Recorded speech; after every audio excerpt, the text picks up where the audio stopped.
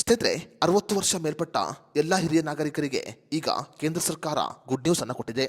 ಕೇಂದ್ರ ಸರ್ಕಾರದ ಈ ಯೋಜನೆಯ ಅಡಿಯಲ್ಲಿ 60 ವರ್ಷ ಮೇಲ್ಪಟ್ಟ ಎಲ್ಲ ಹಿರಿಯ ನಾಗರಿಕರು ಪ್ರತಿ ತಿಂಗಳು 5,000 ರೂಪಾಯಿ ಪಿಂಚಣಿಯನ್ನು ಪಡೆದುಕೊಳ್ಳಬಹುದು. ಕೇಂದ್ರ ಸರ್ಕಾರ ಈಗಾಗಲೇ ಈ ಯೋಜನೆಯನ್ನ ಜಾರಿಗೆ ತಂದಿದೆ.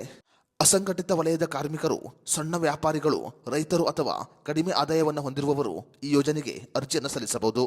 ಅರ್ಜಿಯನ್ನು ಸಲ್ಲಿಸಿದವರಿಗೆ 60 ವರ್ಷ ಮೇಲ್ಪಟ್ಟ ನಂತರ ಪ್ರತಿ ತಿಂಗಳು 5,000 ರೂಪಾಯಿ ಪಿಂಚಣಿ ಬರುತ್ತೆ. ಹಾಗಾದರೆ ಕೇಂದ್ರ ಸರ್ಕಾರದ ಈ ಪಿಂಚಣಿ ಯೋಜನೆ ಯಾವುದು?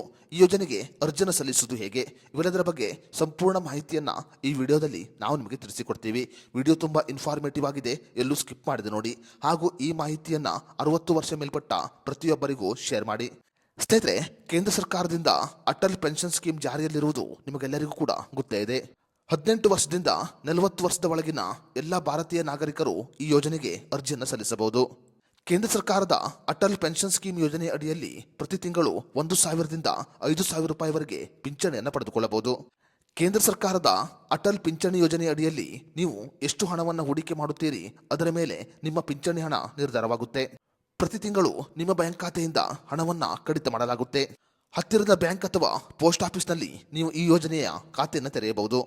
40 ವರ್ಷಗಳವರೆಗೆ ನೀವು ಯೋಜನೆಯಲ್ಲಿ ಹೂಡಿಕೆಯನ್ನು ಮಾಡಬೇಕಾಗುತ್ತೆ. ನಿಮ್ಮ ವಯಸ್ಸಿನ ಆಧಾರದ ಮೇಲೆ ಪ್ರೀಮಿಯಂ ಮೊತ್ತವನ್ನು ನಿರ್ಧಾರ ಮಾಡಲಾಗುತ್ತೆ. ನಿಮಗೆ 18 ವರ್ಷ ವಯಸ್ಸಾಗಿದ್ದು ನಿಮಗೆ ಪ್ರತಿ ತಿಂಗಳು 5,000 ರೂಪಾಯಿ ಪಿಂಚಣಿ ಬೇಕಾದರೆ ನೀವು ಪ್ರತಿ ತಿಂಗಳು 210 ರೂಪಾಯಿ ಹಣವನ್ನು ಹೂಡಿಕೆ ಮಾಡಬೇಕಾಗುತ್ತೆ. ಈ ರೀತಿಯಾಗಿ ನೀವು ಹೂಡಿಕೆ ಮಾಡಿದ ಹಣದ ಮೇಲೆ ನಿಮ್ಮ ಪಿಂಚಣಿ ಹಣ ನಿರ್ಧಾರವಾಗುತ್ತೆ.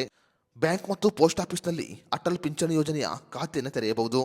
40 ವರ್ಷಗಳವರೆಗೆ ನೀವು ಹೂಡಿಕೆಯನ್ನು ಮಾಡಬೇಕಾಗುತ್ತೆ. ನಿಮಗೆ 60 ವರ್ಷವಾದ ನಂತರ ಪ್ರತಿ ತಿಂಗಳು 5,000 ರೂಪಾಯಿವರೆಗೆ ಪಿಂಚಣಿಯನ್ನು ಪಡೆದುಕೊಳ್ಳಬಹುದು. ಸ್ನೇಹಿತರೆ, ಅಟಲ್ ಪಿಂಚಣಿ ಯೋಜನೆಯ ಬಗ್ಗೆ ನಿಮ್ಮ ಅನಿಸಿಕೆ ಅಭಿಪ್ರಾಯವನ್ನು ನಮಗೆ ಕಮೆಂಟ್ ಬಾಕ್ಸ್ನಲ್ಲಿ ತಿಳಿಸಿ.